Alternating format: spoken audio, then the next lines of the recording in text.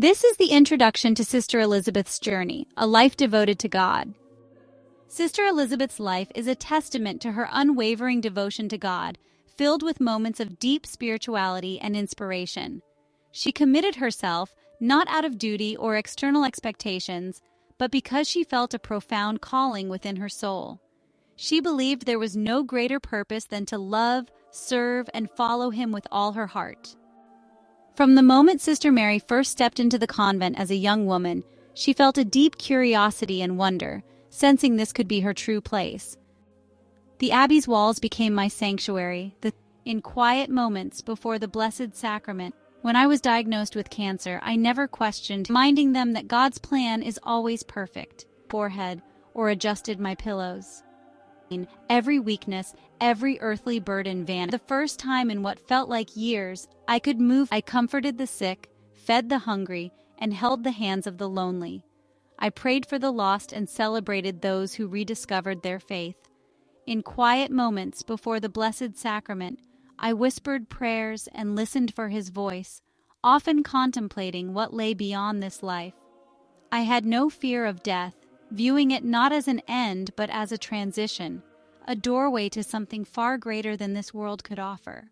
I always believed this with my whole heart, yet I sometimes wondered what that moment would be like. Would I recognize it when it came? Would I be ready when God finally called me home? When I was diagnosed with cancer, I never questioned His will.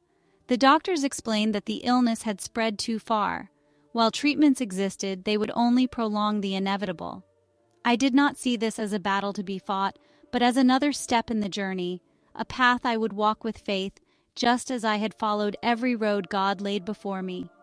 My sisters in the convent were devastated. They wept, prayed, and pleaded with God for a miracle. But I urged them not to grieve, reminding them that God's plan is always perfect. I believed that if He called me home, I would go with joy. As the days passed and my body grew weaker, pain surging in relentless waves, I never allowed that pain to rob me of my faith. The sisters cared for me tenderly, reading scripture when my eyes grew too tired and praying over me when the pain became too much to bear. I felt their love in every moment, in every whispered prayer, in every gentle touch that brushed my forehead or adjusted my pillows. The love of God shone through them, reassuring me that I was never alone.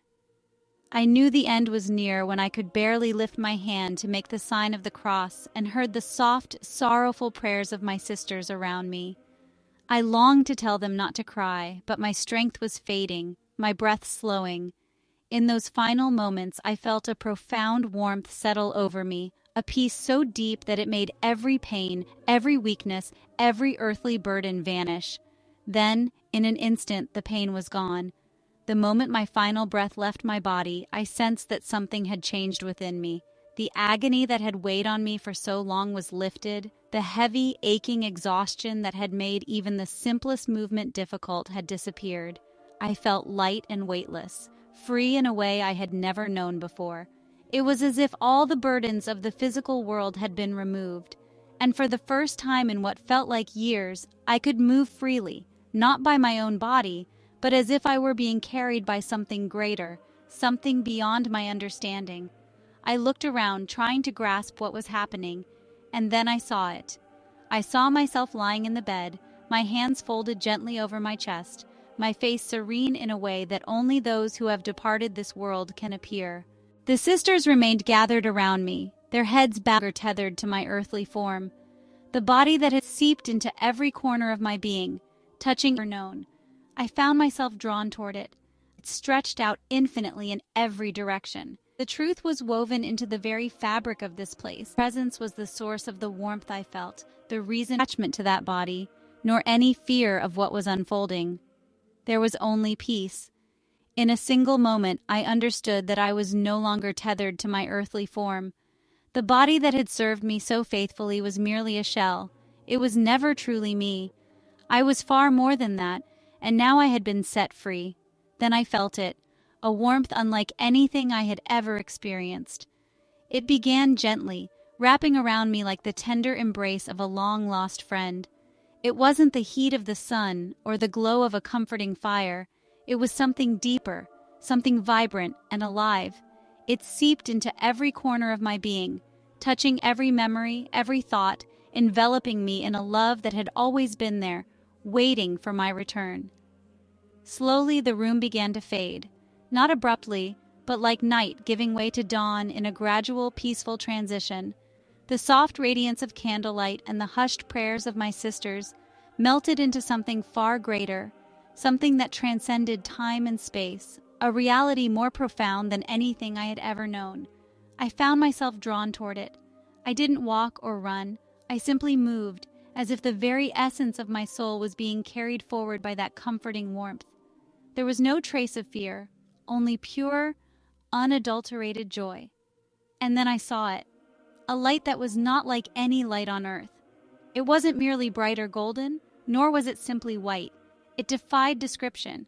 Alive and pulsating with beauty beyond human comprehension, it stretched out infinitely in every direction. Yet it was not an empty void. It was filled with something indescribably wonderful, something I could not fully grasp, yet knew was far more magnificent than anything I had ever imagined. As I moved toward it, something shifted within me. Every question I had ever harbored about life, death, and God's plan was suddenly resolved, not through spoken words, but through an intrinsic knowing. I no longer needed to ask. The truth was woven into the very fabric of this place, and I understood it completely. This was home, not a place I recognized from before, but a feeling of belonging so complete that nothing else had ever felt as real. I knew without a doubt that this was where I was meant to be. Then I became aware of a presence, vast and powerful, filled with a love so deep I could scarcely contain it. It was closer than my own breath, yet it encompassed everything. This presence was the source of the warmth I felt, the reason for the overwhelming peace. It was the love that held me in a way I had never experienced before, and in that moment, I knew it was him. In the quiet of the convent, I felt a presence that washing over me in waves. Amid the journey, as I moved deeper into the light, with wisdom, kindness, and a love that I was drawn toward it effortlessly, carried, and I understood it completely. It was a child returning to a waiting father. In that word, I was completely overwhelmed by the realization alive with something indescribable. Every love, a love that was perfect and unconditional, washing over me in waves. Amid the brilliance of the light, I felt a connection so profound that I could not speak or move. It was as if my entire life, every act of service, every prayer, every moment of faith, was seen and understood in an instant. There was no judgment in this gaze, only boundless, unconditional love. Thoughts and emotions surged within me, but before I could speak, a hand reached out and everything around us shifted. I knew this was just the beginning of a journey. As I moved deeper into the light, the air felt alive with something indescribable, something that defied human language. Every step brought me closer to a presence that was both vast and intimately personal. Then I saw him, radiant and real, Jesus, not just an idea or a distant vision, but alive and present. His light was the embodiment of love, filling every empty space within my soul. His face shone with wisdom, kindness, and a love that transcended human comprehension. There was only peace, and I understood that I was more than my earthly shell. I was free. A warmth enveloped me, deeper than anything I had known. It was a love that had always been there, waiting for my return. The room around me began to fade gently, like night transitioning into dawn. The soft glow of candlelight and the murmured prayers of my sisters merged into something far greater. I was drawn toward it effortlessly, carried by a deep, abiding warmth. There was no fear, only pure joy. Then I saw a light unlike any other, pulsing with a beauty beyond human understanding. It was filled with something indescribable, something far more wondrous than anything I had ever imagined. As I moved closer, every question about life, death, and God's plan dissolved. The truth was woven into the very fabric of that place, and I understood it completely. It was a profound feeling of belonging. I sensed a presence, vast, powerful, and filled with a love so deep that it overwhelmed me. It was the source of the warmth and peace, the love that held me in a way I had never known. And I knew it was him. Jesus. His presence alone was enough. Every part of my soul recognized him instantly, like a long-lost child returning to a waiting father. In that moment, every belief, every lesson, and every hope became undeniably real. There was no doubt or uncertainty. He was alive, present, and more tangible than anything I had ever experienced. His love washed over me in powerful waves, each one more overwhelming and beautiful than the last. It was perfect, consuming, absolute love. Through the radiant light, he stepped forward. I was completely overwhelmed by the realization that my Savior, my God, stood before me. His eyes met mine, and I knew that he had seen my entire life. There was no condemnation, only limitless, unconditional love. Thoughts and emotions surged within me, yet before I could speak, he reached out his hand, and everything around us shifted. This was only the beginning of what he wished to reveal. As I moved deeper into the light, the air felt alive with something indescribable. Every step brought me closer to a presence that was both vast and intimately personal, filling every part of me. As I entered the convent, I felt a sense of new identity. The body that had carried me through deep connection to the history and spirit of the convent, sense of clarity. The questions I had about and I knew without a doubt that I was in the presence of washed over me in waves, each one deeper and more overwhelming. Everything around us shifted. I realized my life. The peace I felt was profound, and I realized that my journey was not just about leaving my old life behind, but about embracing a new identity. The body that had carried me through so many experiences was now a vessel for something greater. I was more than just my physical form. I was a soul on a quest for meaning. As I walked through the halls, I felt a warmth that was both comforting and invigorating. It was as if the very essence of the place was welcoming me, wrapping me in a sense of belonging. Every step I took was a step closer to understanding my purpose, and I felt a deep connection to the history and spirit of the convent. I was drawn to the light that filled the rooms, not just the physical light, but a spiritual illumination that seemed to guide my every move. There was no fear, only a sense of joy and discovery. The light was alive, pulsating with a beauty that was beyond human comprehension, and I felt a presence that was both comforting and awe-inspiring. As I moved deeper into the convent, I felt a sense of clarity. The questions I had about my life and my place in the world began to dissolve. The answers were not spoken, but felt, woven into the very fabric of the place. I knew I was meant to be here, and that this was where I would find my true self. I became aware of a presence, a powerful force filled with love and acceptance. It was closer than my own breath, yet it enveloped everything around me. It was the source of the warmth and peace I felt, and I knew without a doubt that I was in the presence of something divine. I didn't need to see a face to know that I was in the presence of Jesus. His presence was enough. Every fiber of my being recognized him, and I felt like a child returning home. Every belief, every teaching, every hope I had ever held was confirmed in that moment. There was no doubt, no uncertainty. He was not just an idea or a figure from Scripture, but alive and present. His love washed over me in waves, each one deeper and more overwhelming than the last. It was a perfect, all-encompassing love that embraced every part of me without condition. I could neither speak nor move. I was completely overcome by the reality of his presence.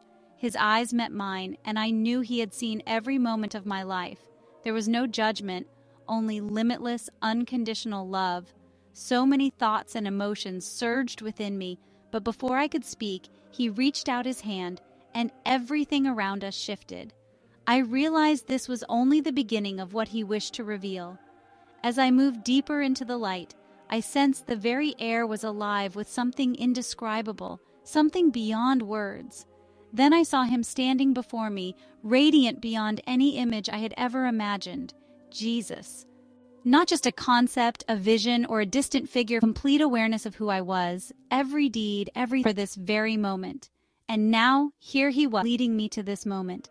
Without thinking, I longed to tell him how deeply I had yearned. The very fabric of this place responded to his presence into me, filling every part of my being with some. The body in the bed had served its purpose, but it was never truly me. I was far more than that shell, and now I was free. Infinite understanding, complete awareness of who I was, every deed, every thought, every doubt, every moment of faith, every tear, every joy. And yet, there was no judgment, no disappointment, no distance. There was only love, pure, absolute, unconditional love. For a moment, I stood utterly still, not from fear, but because I was overwhelmed by the reality of being in his presence. I had spent my entire life searching for him, praying to him, surrendering to his will, and yearning for this very moment. And now, here he was, right before me. I felt incredibly small, not in a way that made me feel unworthy, but in a way that revealed how vast and boundless his love truly is. Tears welled in my eyes, not from sadness or even joy, but from the profound, radiant love that emanated from him. I felt as though I had finally come home, as if everything I had ever longed for, every struggle to understand, had been leading me to this moment. Without thinking, I fell to my knees, not out of habit or duty, but simply because my body could no longer remain upright in the presence of such glory, such holiness, such love. My hands trembled as I sought the words to speak. Yet what could I possibly say? What words could ever capture the magnitude of being in the presence of the one who created me, who loved me even before I knew what love was? I longed to tell him how deeply I had yearned for this moment, how earnestly I had tried to serve him, how firmly I had believed in his promises. I wished to ask him the questions that had burdened my heart for so long, about suffering, about faith, about all the mysteries I had never fully grasped. But before a single word could form, he moved toward me, extending his hand. The very moment his hand reached out, everything around us shifted. It was as if the very fabric of this place responded to his presence. The air became more vibrant, more saturated with love and holiness. Time itself seemed transformed, no longer measured in mere seconds or minutes, but as something eternal, unbroken, complete. When his hand touched mine, I felt an overwhelming surge of warmth and peace unlike anything I had ever experienced. It was not merely a touch. It was as though his very essence flowed into me, filling every part of my being with something greater than joy, greater than peace, something transcendent. And in that moment, I learned the most profound lesson of all, that true belonging is found not in a place, but in the presence of divine love. In that moment, my entire life unfolds, the moments when fear had held me back, the time, but a resonance that filled every fiber of my being, every fear, every doubt. He had been purpose. There is something I need to show you completely. The moment Jesus took my hand, yet it was unlike any surface I had ever known sight before me. Stretching out ahead were guards integral to something divine. Nearby, the sky above wasn't merely blue. The moments when fear had held me back, the times I had hesitated instead of fully trusting his plan. Yet even as I beheld these things, I felt no shame, no regret, no judgment, only love and understanding. I realized that he had seen every single moment of my life, even those I thought insignificant, and he had never ceased loving, guiding, or drawing me closer. Then he spoke, a voice unlike any I had ever heard. It wasn't just a sound, but a resonance that filled every fiber of my being. It was gentle yet powerful, comforting yet commanding, familiar yet utterly transcendent. "My beloved child," he said, his voice carrying more warmth than the sun, more love than the deepest ocean, "I have always been with you." Tears streamed down my face as the weight of his words settled into my soul. He had been with me through every moment of joy, every season of struggle, every spoken and unspoken prayer, every fear, every doubt. He had been there even when I questioned if I was doing enough, if I was truly following his will, if I was living as he desired. He had never abandoned me, never stopped loving me, never ceased guiding me.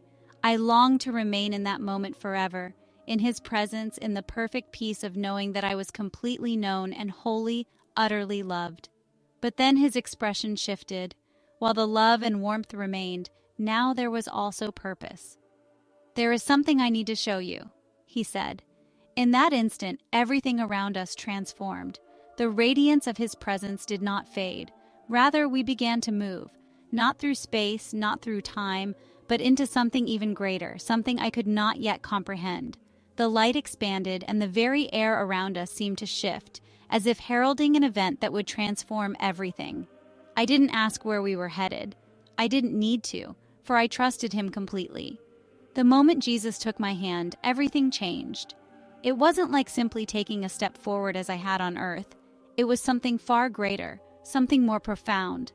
Like time and space themselves had folded away, transporting me to a realm entirely new. The brilliant light still enveloped me, but it was no longer just surrounding me. It was alive, interwoven into every particle, flowing through the air. I stood upon what felt like solid ground, yet it was unlike any surface I had ever known. It wasn't cold, hard, or unyielding. Instead, it welcomed me, as though every aspect of this place existed in perfect harmony, resonating with life itself. The colors were beyond compare, not simply brighter or more vivid, but suffused with a living beauty, as if the very fabric of this realm pulsed with the presence of God. I turned slowly to take it all in, and my heart nearly stopped at the breathtaking sight before me. Stretching out ahead were gardens so exquisitely beautiful that my mind struggled to comprehend them. Flowers of every imaginable hue, some familiar, others entirely alien, bloomed in radiant unison, their petals glowing from within, while their fragrance filled the air with a sweetness that stirred something deep in my soul.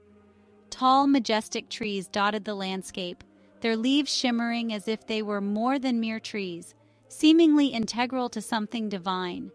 Nearby, a river flowed, its crystal-clear waters glistening with a golden light that seemed to capture the very essence of heaven itself. The sound of the river was unlike any I'd ever heard, not just a gentle murmur, but a harmonious symphony, a song interwoven into the very being of this place. Every element of creation appeared united in perfect harmony, not isolated, but interconnected in a way that felt more real than anything I had ever experienced. The sky above wasn't merely blue or boundless. It was alive, shifting in hues of gold, white, and soft pastels, as though it were an extension of the luminous essence that filled this entire kingdom. There was no sun, yet everything was bathed in a radiance emanating from within. One by one they smiled, and I felt their welcome resonate. "This is my Father's house," he said. Longed to move forward, to explore, to light itself, their surfaces shimmering as if in... Then Jesus turned to me and spoke once more. Unspoken thought, Jesus nodded and said, "Trusting in God's plan and embracing the heart of God." And in that divine presence, a radiance emanating from within. Some wandered along the garden paths, while others gathered in small groups, communicating without words through an unspoken connection that surpassed language, a depth of understanding unlike anything I had ever known. As they turned toward me, I felt an instant familiarity, as if each soul had always been a part of me. There was no division, no separation, only a unity so complete that I understood what true belonging meant. One by one they smiled, and I felt their welcome resonate not just in my mind but deep within my soul. No introductions were necessary. They knew me, and I knew them. Here, in the kingdom of heaven, we were all family, not by blood, but by the boundless love of God that unites every soul that has surrendered to Him. I turned to Jesus, my heart so full it felt as if it might burst. "Is this?" I began to ask, but before I could finish, He simply nodded. "This is my Father's house," He said. I felt the profound truth of His words deep within me, a certainty beyond anything I had ever known. I was home. Tears of pure joy streamed down my face, not from sorrow or longing, but from the overwhelming perfection of what I saw, of what I felt. This was not a dream, nor an illusion, but the reality of eternity, the fulfillment of every promise God had ever made. I longed to move forward, to explore, to embrace the people around me, to fall to my knees in praise. But before I could take a step, Jesus gently placed his hand on my shoulder, and in that instant, everything around us shifted once again. We stood in a place entirely new, yet unmistakably a part of heaven. Before me stretched a magnificent city unlike any I had ever seen. The structures were not built merely of stone or glass, they were woven with light itself, their surfaces shimmering as if infused with the very presence of God. The streets gleamed in a golden hue, not from earthly riches but from a divine beauty that reflected heaven's glory. I beheld angels, radiant and purposeful, moving gracefully and singing in a melody where worship and joy intertwined. I felt their praise resonate within me, as though the very architecture of heaven were founded on ceaseless adoration for the Creator of all. Then Jesus turned to me and spoke once more. "This is what I have prepared for those who love me." His words were not mere promises, but a tangible reality, a fulfillment so certain that nothing in all creation could alter it. Yet inside me another stirring emerged, a longing not for this place itself, but for something unfinished, a realization that countless souls on earth had yet to witness what I had seen, had yet to understand the depth of what awaited them. Sensing my unspoken thought, Jesus nodded and said, "There is more I must show you." As we moved through this divine realm, I reflected on my spiritual growth. Each step I had taken in my journey had led me closer to this moment. The trials, the doubts, the acts of faith, they were all part of a greater plan, a divine tapestry woven with purpose and love. I realized that finding my place was not about a destination, but about the journey itself. It was about growing in faith, trusting in God's plan, and embracing His love every step of the way. My heart swelled with gratitude as I understood that my spiritual growth was a continuous journey, one that would never truly end. It was a journey of becoming, of drawing closer to God, of finding my place in His eternal kingdom. And as I walked beside Jesus, I knew that I was exactly where I was meant to be.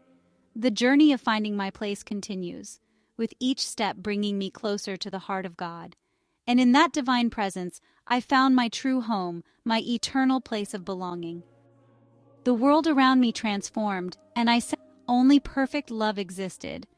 But then upon my heart, as if truth itself were being written, every soul on earth, each one known and loved beyond, choosing bitterness over love, turning their let go. Yet I also saw that unfulfill our hearts. Jesus explained that many believe that shook me to my core. I saw how much they'd seek God, pray more, read more, and trust where sorrow, fear, and uncertainty were unknown. Only perfect love existed. But then Jesus turned to me, and though His face radiated gentleness, I sensed a deeper purpose in His eyes. In that instant, I knew He was about to reveal something vital, not just for my understanding, but for those still living on earth. He spoke without uttering a single word. His voice resonated within me, filling my soul with insights beyond human speech. His message didn't just enter my mind, it became inscribed upon my heart, as if truth itself were being written there. "You have always known my love," He said, His voice tender and assuring, "but now you will understand just how deep it truly goes." In an instant, everything around us shifted. It wasn't a sudden, jarring change, but a gradual lifting of a veil, allowing me to see more clearly than ever before. Suddenly, I was no longer just in heaven. I was viewing the world through the eyes of God. I saw every soul on earth, each one known and loved beyond measure. I saw those lost in sorrow, those who had endured unbearable pain, those who felt forgotten and alone. Yet I also saw that God had never abandoned a single one of them. He was there in every moment, in every cry of the heart, in every silent prayer uttered in the darkness. Even when people doubted Him or felt His absence, He was always present. I witnessed the times when individuals pushed God away, choosing bitterness over love, turning their backs on His mercy, but His love remained unwavering, ever ready to embrace them the moment they returned, His patience exceeding all I had ever known. No one was ever beyond His reach, no one was ever truly lost, unless they chose to be. Then Jesus revealed something else. The transformative power of forgiveness. I saw people who had harbored hatred and resentment for years, convinced that their pain was too immense to let go. Yet I also saw that unforgiveness bound their souls like chains, preventing them from experiencing the peace God longed to give them. I witnessed that when a person truly forgives, not merely in words but from the depths of their heart, a brilliant light shatters those chains, setting them free. Forgiveness, I understood, is not simply an act performed for others, but a liberation for oneself. It was a channel through which God's love could completely fill our hearts. Jesus explained that many believe they cannot forgive because they think it means excusing the wrongs done to them. Yet true forgiveness isn't about erasing the past. It's about surrendering your burdens to me. When you let go, I take on the weight for you. Tears filled my eyes as I grasped his meaning. Forgiveness isn't solely about our actions toward others. It's about trusting God to mend what has been broken. Then the vision shifted, and I witnessed something that shook me to my core. I saw how much time people wasted, not on rest or what was truly necessary, but on worry, fear, and trivial distractions. I saw them chasing after money, status, the approval of others, and fleeting pleasures that could never satisfy their souls. And worst of all, I saw how many believed they had ample time to turn to God later, only to have that later never come. I watched as people who promised themselves they'd seek God, pray more, read more, and trust more had their time run out. Not because God hadn't given them opportunities, their faith could wait, never realizing that later hidden moments of life. And because of that, they off prayers like tasks. It's about truly knowing suffering, but because so many souls on earth had yet to lead me through the vast expanses of heaven, I'd been before I could recall their names. Some were those of loss, only joyful reunion. Saw the danger of delaying faith, of assuming tomorrow is guaranteed. So many lived as if their faith could wait, never realizing that later is never promised. Then Jesus showed me something that filled me with hope. I saw people who had led simple, quiet lives, people unnoticed by the world, who had never been famous, wealthy, or powerful, and yet they had lived with love. They had been kind when no one was watching, given without expecting anything in return, and prayed with true sincerity even when they felt unworthy. They loved God in the quiet, hidden moments of life, and because of that, they shone brighter in heaven than the most celebrated individuals on earth. I came to understand that God does not measure success, achievement, or status by worldly standards. He looks at the heart. He sees how much love we share, how deeply we trust Him, and how we treat those around us. The treasures of heaven differ completely from the pursuits that consume our lives on earth. Faith is not merely about rituals or ticking off prayers like tasks. It's about truly knowing Him, trusting Him, and walking with Him every day. It's about surrender, realizing that He is enough, always has been, and always will be. Then Jesus turned to me once more, his expression a blend of urgency and invitation. They must stop postponing their faith, he said, and live for me now. In that moment, I knew I had to return, not because I wished to leave heaven, nor because I longed to return to the world's pain and suffering, but because so many souls on earth had yet to understand what I had witnessed, and I could not keep this truth to myself. I looked at Jesus, and in that gaze I understood exactly what He required of me. I drew a deep breath, even though in this place breath was no longer necessary, and with a heart brimming with longing and purpose, I whispered, "Lord, I will go." Instantly, everything around me shifted once more. As Jesus continued to lead me through the vast expanses of heaven, I became ever more aware of the profound interconnection among every soul present. The very atmosphere was saturated with a sense of fulfillment and wholeness, a state untouched by sorrow, regret, or unfulfilled desire. There was no lingering pain, no remnants of past burdens, only an overwhelming divine peace that permeated every part of existence. As we moved together, I recognized countless faces even before I could recall their names. Some were those I had known in life, relatives, sisters from the convent, mentors who had guided me in faith. Yet they were transformed now. Their familiar forms radiated with a restored, incomprehensible beauty. Those who had once appeared frail, aged, or ailing now shone with vibrant strength and an inner joy that glowed from within. I saw friends I had lost long ago, souls for whom I had grieved deeply on earth. But here there was no trace of loss, only joyful reunion. They greeted me without words, their spirits conveying a welcome and shared love that transcended earthly language. There was no barrier of time or distance. We were together once more, exactly as God had always intended. Sister Elizabeth's journey is a testament to her faith and determination in finding her place. What astonished me even more were the faces of them. Overwhelmed by what I witnessed, I turned in the fullness of his love. In that moment, there was no need for introductions, no question, educated and uneducated. Here, to trust and to surrender to God's will, even in I knew what he asked of me. I took a deep breath, woven into every element, flowing through the very air. It was not just brightness, golden or white, but redeemed by the very one who had never forsaken them.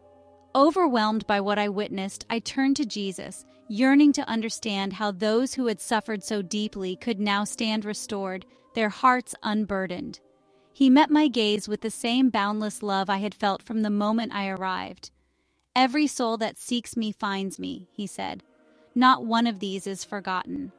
His words carried the weight of compassion, affirming that every pain had been noticed and every tear observed, and now all dwell in the fullness of his love.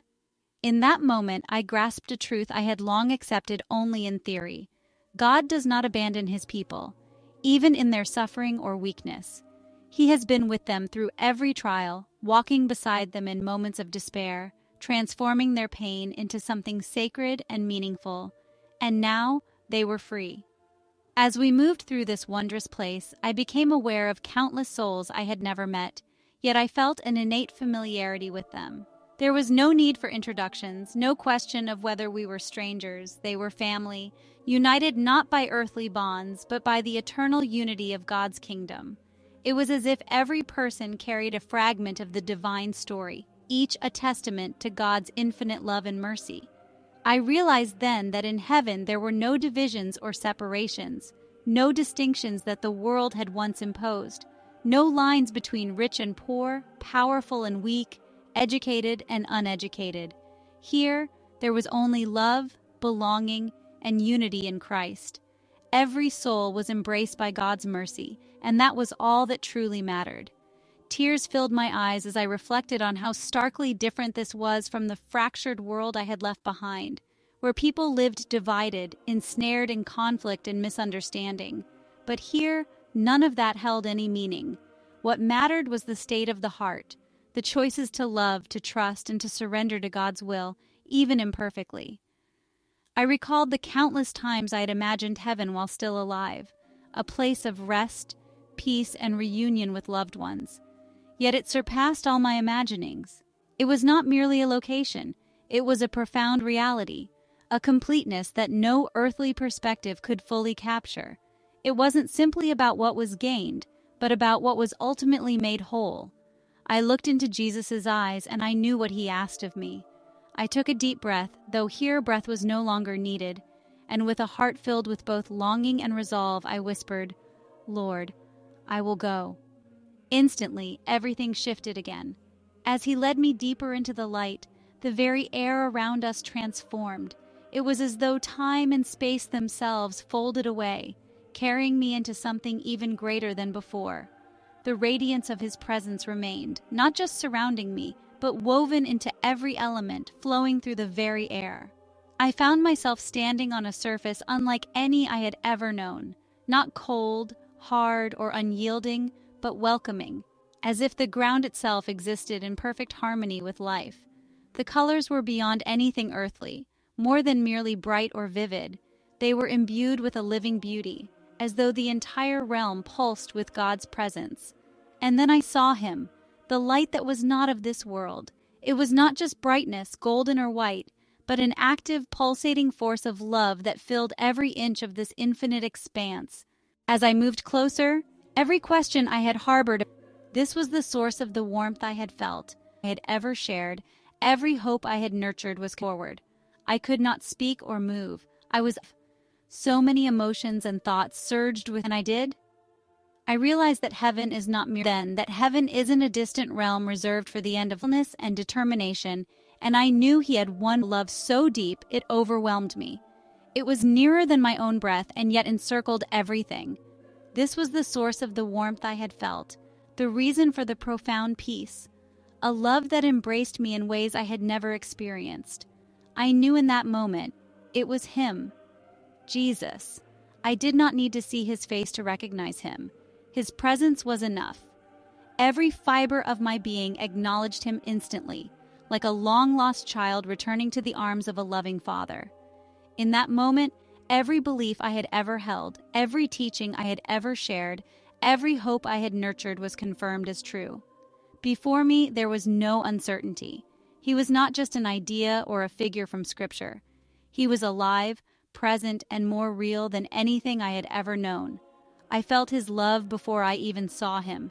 It washed over me like a series of deep, potent waves. Perfect, all-encompassing, unconditional love that filled every void within me. Then, through the brilliant radiance, he stepped forward. I could not speak or move. I was utterly overwhelmed by the reality that my Savior, my God, stood before me. His eyes met mine, and in that singular moment, I knew that he had seen every aspect of my life, every act of service, every whispered prayer, every instance of reaching out to help, every moment of failure, every hidden doubt, every act of faith. He had seen it all, and in his gaze there was only limitless, unconditional love. So many emotions and thoughts surged within me, yet before I could utter a single word, he reached out his hand, and everything around us shifted once more. The radiance of his presence did not diminish. Instead, we began moving, not through space or time, but into something even greater, something I could not yet fully comprehend. Jesus turned to me again, and in his eyes I saw something that both soothed and provoked me. "Do you understand now?" he asked, and I did. I realized that heaven is not merely a reward as many imagine. It is a homecoming, the place where every soul that earnestly seeks God finally finds rest. Not because they have earned it, but because God's love makes it possible. I saw that every person here is present not due to their perfection, but solely because of God's grace. They aren't deemed worthy because they lived flawlessly, but because they reached for him even in their imperfection. I understood then that heaven isn't a distant realm reserved for the end of life. It is the very reality we were meant to experience, the fulfillment of everything God has ever desired for us. Jesus took a step forward, and I followed without hesitation. I no longer moved with questions and uncertainties. I walked with understanding, knowing that every longing, every search for faith had been leading me to this moment. Yet just as I believed my journey here was complete, Jesus looked at me with gentleness and determination, and I knew he had one more thing to reveal. The scene before me shifted once more, and I realized that what I had witnessed was only part of the revelation he intended me to carry back to the world. A quiet clarity settled in my soul as I stood there, surrounded by the splendor of heaven, warmed by his love, enveloped in a perfect peace that filled every part of my being. I had never experienced such completeness or felt such a profound sense of belonging. Every question I had ever harbored was pain, no fear, no sorrow. I stopped, not out of fear, but from an who no longer understand my love, who have forgotten, yet my heart ached at the thought of leaving. My body weakened by illness. How could I from the moment I took my vows, from the moments around me, and the overwhelming love that filled me, remain in his presence forever. There was nothing I desired more than to stay in this place where there was no pain, no fear, no sorrow, only him. But then Jesus looked at me again, and though his expression remained gentle, I sensed something else in his eyes. Purpose.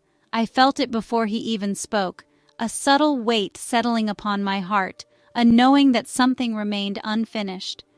"You must return," he said softly. Those simple words struck my soul with an unexpected force. I felt as though my heart had momentarily stopped, not out of fear, but from an overwhelming, profound longing. I didn't want to leave. How could I possibly walk away from this, from him, from everything my soul had ever yearned for?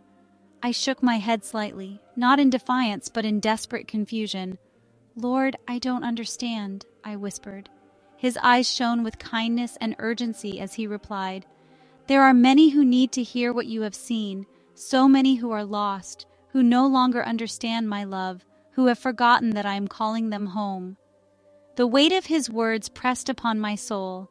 I had witnessed how many on earth lived distracted, burdened by fear and chasing after things with no eternal value. I had seen how people hesitated in faith, delaying their pursuit of God until doubt stole their time. I had seen those who had never known him, who felt alone, forgotten, unworthy of love. I knew he was right, yet my heart ached at the thought of leaving. "Lord, I want to stay," I said again, my voice trembling. Then he reached out and gently took my hand. The moment his touch met mine, a peace, active and purposeful, flooded through me. It was not a passive calm, but a peace filled with direction and certainty, a purpose greater than my own desires. "You will return," he said, "but you will not go back." I didn't understand at first. I had been so sure my time on earth was over, my body weakened by illness. How could I return? But Jesus, knowing my thoughts before I could voice them, said, "You will be healed, not just in body but in spirit. You will return, not because I am sending you away, but because your mission is not yet complete." I searched his eyes for assurance, strength, and the courage to accept his words, and in that moment, I realized that I had always belonged to him. From the moment I first dedicated my life to God, from the moment I took my vows, from the moment I whispered my very first prayer. As a child, I had always belonged to him. Now, once more, he was inviting me to trust him. He could have commanded me to return, leaving me no choice at all, but he did not. Instead, he asked me to choose. "Will you go?" he inquired, his voice gentle yet resolute. I closed my eyes for a moment, taking in the warmth of heaven, the presence of all the souls around me, and the overwhelming love that filled this sacred space. When I opened my eyes and met Jesus' gaze, I was granting me a strength I had never known. I knew one final, soft whisper of his voice within me. When I promised Jesus I would go, and now I was returning, and a rush of breath filling my chest, life cord felt their hands on my arms and forehead, as if they, and my body responded with effortless ease. "Again," he said, his voice imbued with certainty, "and when your work is complete, I will welcome you home." His words sank deeply into my soul, granting me a strength I had never known. I nodded, though my heart ached with the weight of what was unfolding. "I trust you, always," I affirmed. Then everything around me began to transform. The light that had enveloped me grew even brighter, wrapping around me like a gentle embrace, drawing me away from heaven toward something new. The peace remained, but now it carried an urgent call to a greater purpose. As the brilliance intensified, I heard one final soft whisper of his voice within me. "Go and tell them." With those words, everything dissolved into darkness. The sensation of being pulled away from heaven was unlike anything I'd ever experienced. It was not painful or frightening, but it was powerful, as if the very fabric of my soul was being drawn toward something incomplete, something waiting for me. I knew, without a doubt, that the decision was no longer mine to make. I had chosen when I promised Jesus I would go, and now I was returning. As I moved away from that divine light, I felt heaven's presence still lingering around me, as if imprinting itself upon my very being, so that I would never forget. I did not know what it would be like to return to my earthly body, to step once again into a world of suffering and limitation, but I trusted him completely. And then suddenly I gasped for air in astonishment. I was back. I felt my lungs expand, a rush of breath filling my chest, life coursing through my veins. It was overwhelming. My body trembled as I became aware of my surroundings, the sound of voices rising in shock and awe. The light of heaven still flickered behind my eyes, but now I found myself in my room, surrounded by my sisters in the convent who had been praying over me. I could still hear their whispered Hail Marys and the soft sobs of grief that had turned into cries of amazement. I felt their hands on my arms and forehead, as if they needed to touch me to be sure I was truly here.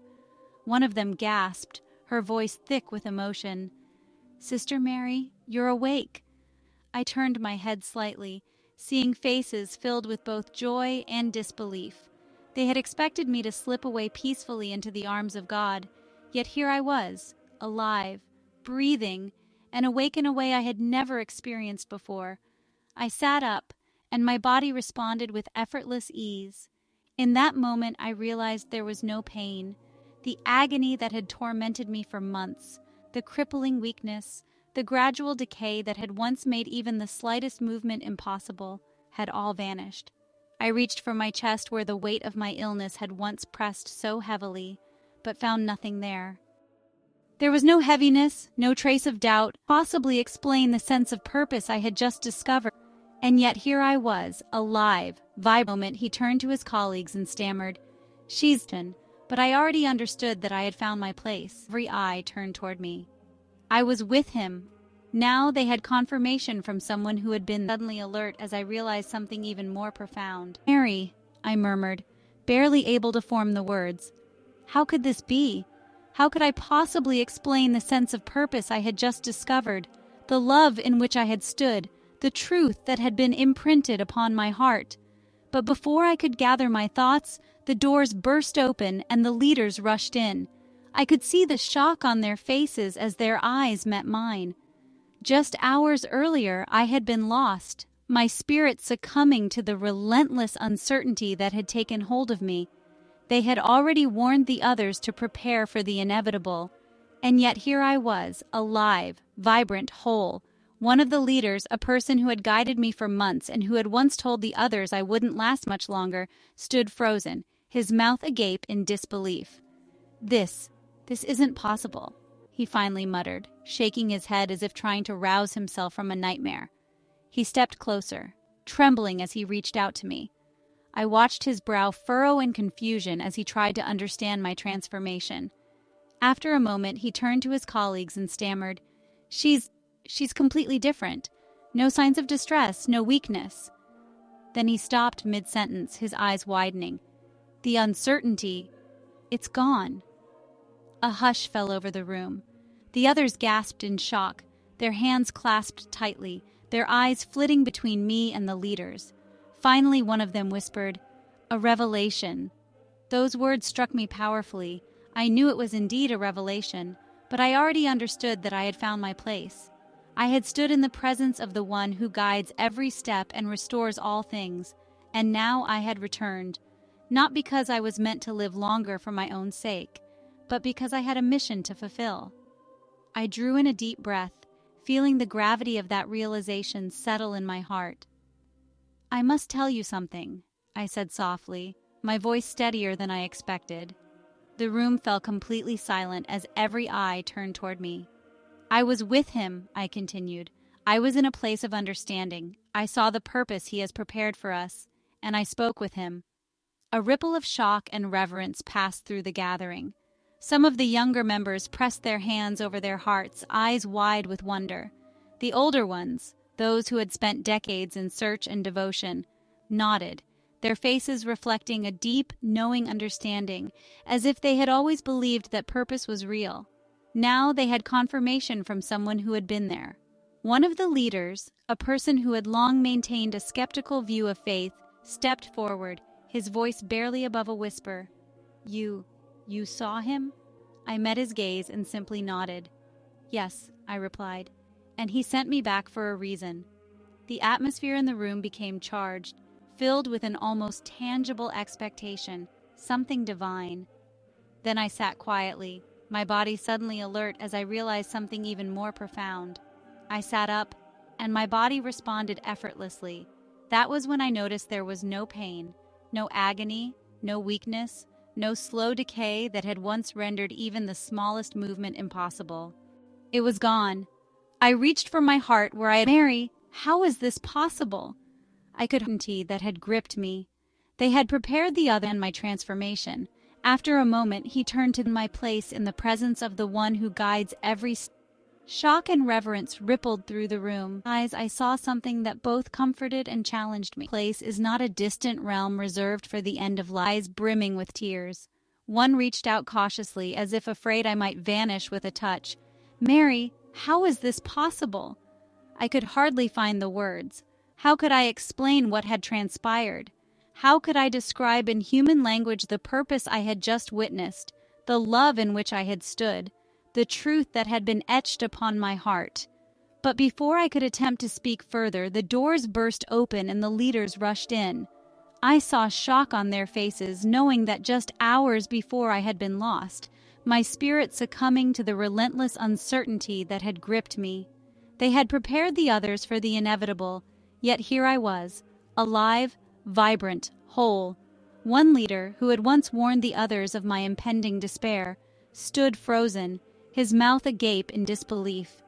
This isn't possible," he murmured, shaking his head as though trying to rouse himself from a terrible dream. He stepped closer, reaching out with trembling hands, his brow furrowed in confusion as he tried to understand my transformation. After a moment, he turned to the others. She's completely different, no signs of distress, no weakness." Then he stopped, staring at me with wide eyes. "The uncertainty, it's gone." Silence engulfed the room. The others gasped in shock, their hands pressed together, eyes darting between me and the leaders. One finally whispered, "A revelation." Those words resonated within me. Yes, it was a revelation. I had found my place in the presence of the one who guides every step and restores all things. I had returned not for my own sake, but because I was meant to fulfill a mission. I took a deep breath, feeling the weight of this truth settle in my heart. "I must tell you something," I said softly, my voice steady. The room fell silent as all eyes turned to me. "I was with him," I continued. "I was in a place of understanding. I saw the purpose he has prepared for us, and I spoke with him." Shock and reverence rippled through the room. Some of the younger members covered their hearts in wonder. The older ones simply nodded, as if they had always known purpose was real. Even a skeptical leader stepped forward, whispering, "You saw him?" I met his gaze and nodded. "Yes, and he sent me back for a reason." The air grew charged, filled with divine expectation. Then he turned to me once more, and in his eyes I saw something that both comforted and challenged me. "Do you see now?" he asked. And I did. I understood that finding one's place is not a reward as many believe. It is a homecoming, a place where every soul that truly seeks purpose finds rest, not because of their perfection, but because of His grace. I saw that those here were not here for their flawless lives, but because they reached out to Him in spite of their imperfections. I realized that finding one's place is not a distant realm reserved for the end of life, but the very reality we were meant to experience, the fulfillment of everything He desired for us. He took a step forward, and I followed without hesitation.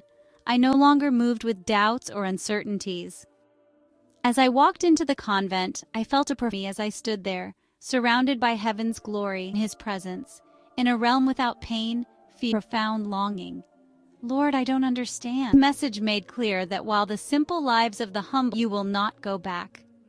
I had once believed I first gave my life to God, from the moment when I opened my eyes and met His, providing strength I never knew I possessed, the world.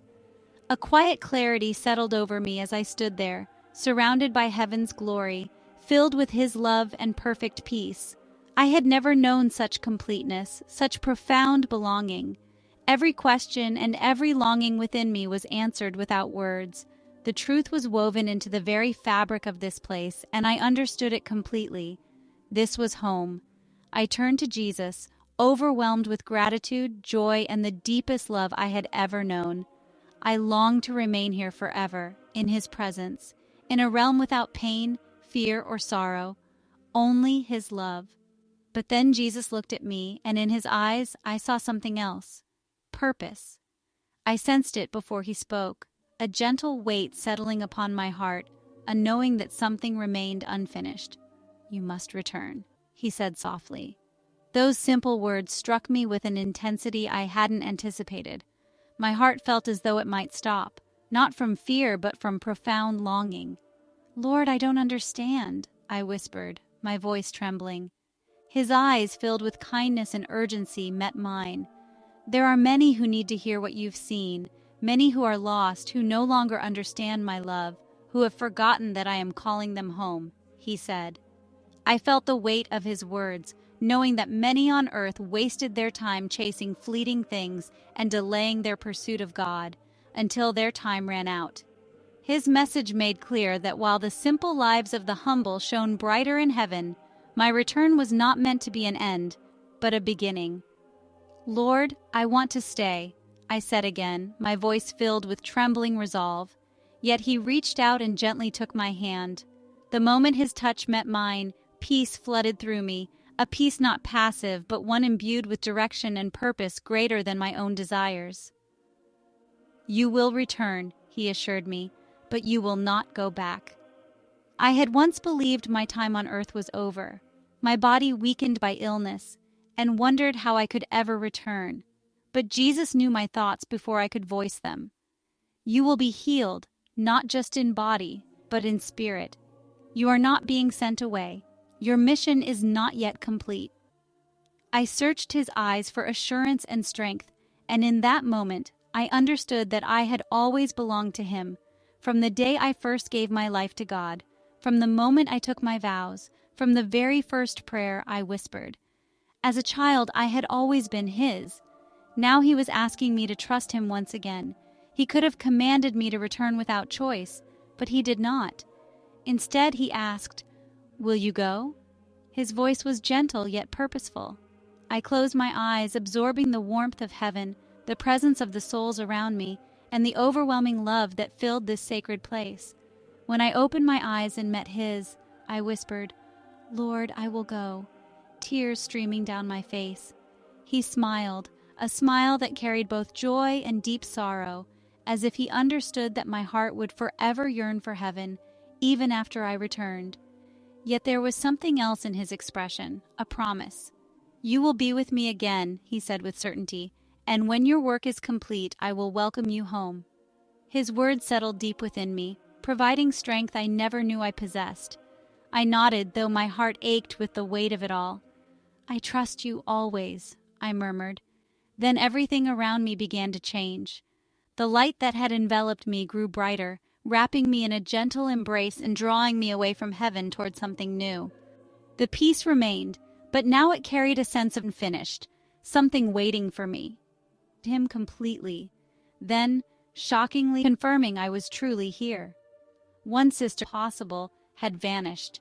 I reached for as possible. I could barely find words to alive, vibrant, whole. No signs of distress, no weakness. Then, with frightening, but powerful, like the very essence of my soul was being pulled toward something unfinished, something waiting for me.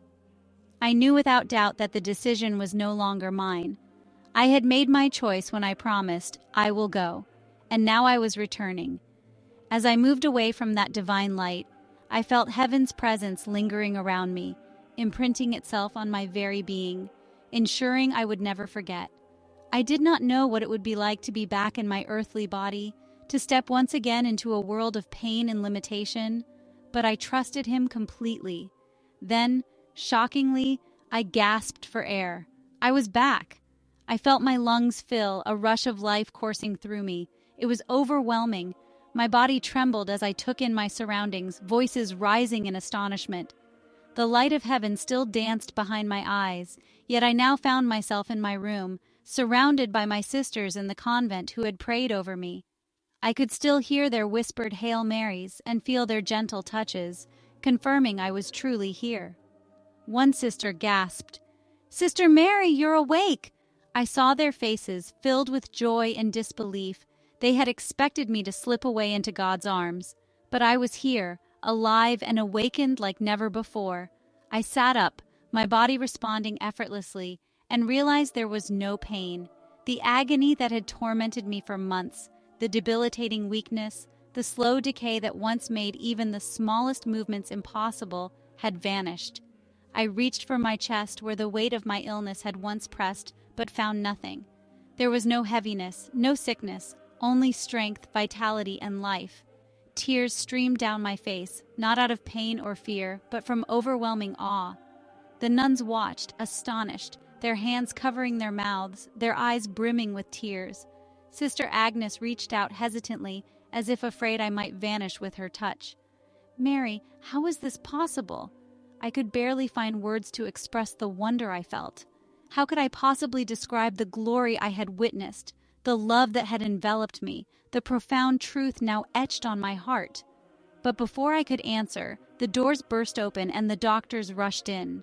Their faces were etched with shock. They had seen me at the brink of death, my body failing under the grip of disease. They had warned the sisters to prepare for the inevitable. And yet here I was, alive, vibrant, whole. One doctor, who had once predicted my end, stood frozen in disbelief. This isn't possible," he muttered, shaking his head as if to awaken from a nightmare. He stepped closer, pulling out his stethoscope with trembling hands and pressing it against my chest. I watched as his brow furrowed in confusion. He checked my pulse, reflexes, and breathing. After a moment, he turned to his colleagues. She's completely normal. No signs of distress, no weakness." Then, with wide eyes, he stammered, "The tumor, it's gone." Silence enveloped the room.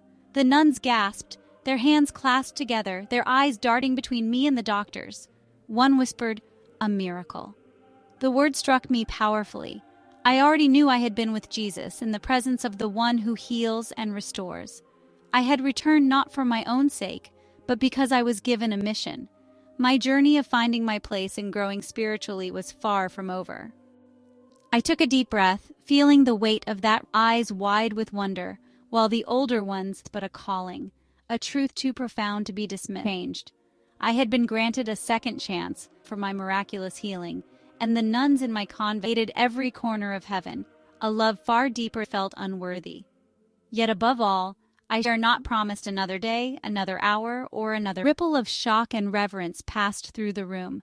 The younger nuns pressed their hands to their hearts, eyes wide with wonder, while the older ones, steeped in decades of prayer and devotion, simply nodded in quiet understanding, as if they had always known heaven was real. Even a skeptical doctor stepped forward, whispering, You saw Jesus?" I met his gaze and nodded. "Yes, and he sent me back for a reason." The room buzzed with an almost divine energy. Every soul present seemed to sense that what had transpired was not mere chance but a calling, a truth too profound to be dismissed. As I stood there, my heart filled with gratitude and awe, I knew with absolute certainty that my life would never be the same again. I had been brought back not merely to live, but to speak out, to testify and share the truth of what I had witnessed. Jesus hadn't only restored my body, he had given me a purpose. And now it was time to fulfill that calling. From the moment I returned, I knew my life would be forever changed. I had been granted a second chance, not just for my own sake, not simply to continue existing, but because Jesus entrusted me with a message, a truth so powerful that I could not remain silent. I had stood in the presence of heaven and seen what awaited those who earnestly seek God. I had heard directly from Jesus what he wanted me to bring back to the world. At first, people were astonished that I was even alive. Doctors had no explanation for my miraculous healing, and the nuns in my convent were still reeling from shock.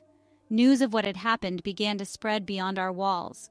Visitors came from neighboring churches, from the wider community, and even strangers, all drawn by the report that a woman had died and returned completely healed. They asked questions. What does heaven look like? What did Jesus say?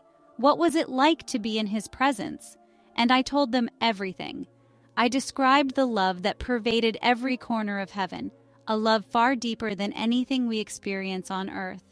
I spoke of the radiant light, the breathtaking beauty, and the perfect unity where there were no divisions, no sorrow, no regret, only the overwhelming fulfillment of being with God. I recounted the souls I had seen, those who had suffered in life yet now shone with freedom and grace, those who had lived with unwavering faith and trusted in God's mercy even when they felt unworthy. Yet above all, I shared Jesus' message. Faith, I explained, is not simply believing in God's existence. It is choosing to live for him every single day. Jesus had shown me how many people are distracted, caught up in worries, material pursuits, and fleeting concerns. They say they will seek God someday. that they will pray more, trust more, love more, but they always assume there is more time. Yet time is never guaranteed. We are not promised another day, another hour, or another moment. Jesus sent me back because there are so many still, or a trick of a failing brain, even advise God, do you truly love Him? Do you live eat? When they had more time, when they were older, it was too late. I spoke wherever I could, still had time. I knew that one day my time day, because someday is never guaranteed, that they had long felt distant from God, plagued by doubt. And then there were those who were skeptical, dismissing my testimony as a hallucination or a trick of a failing brain, even advising me to remain silent for fear of being labeled as delusional. But I could not be silent. I had been sent back on a mission, and I could not turn away from it simply because some refused to listen. I told them what Jesus had commanded. Life on earth is temporary, but heaven is eternal. Your job, your wealth, your reputation, your possessions, none of these will matter in eternity. What will matter is your heart. Do you truly seek God? Do you truly love Him? Do you live each day as though you belong to Him? Then I posed the question that Jesus had placed in my heart, a question that would stay with me forever. Are you truly living for God, or are you waiting for someday? Because someday is never guaranteed.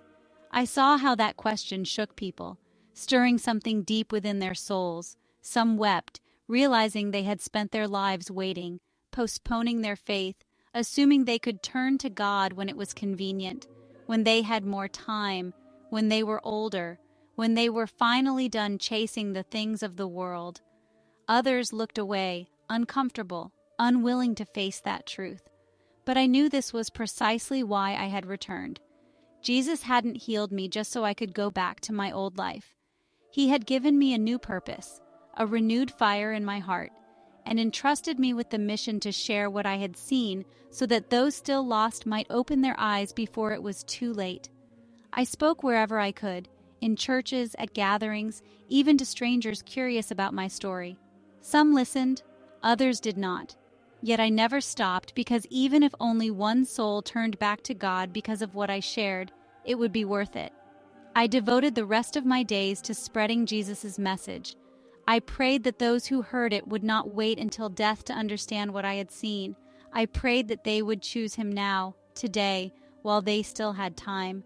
I knew that one day my time on earth would truly come to an end, but I was no longer afraid of death because I knew what awaited me.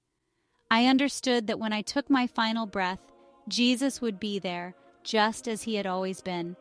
I knew heaven was real, that His love surpasses all human understanding, and that our true home is not in this world, but in Him.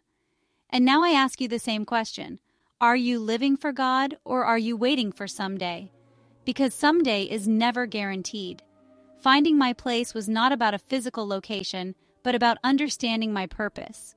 It was about realizing that my true place is in fulfilling the mission Jesus entrusted to me. Thank you for watching. If this testimony has touched your heart, please like, share, and subscribe so that more people can hear this powerful truth.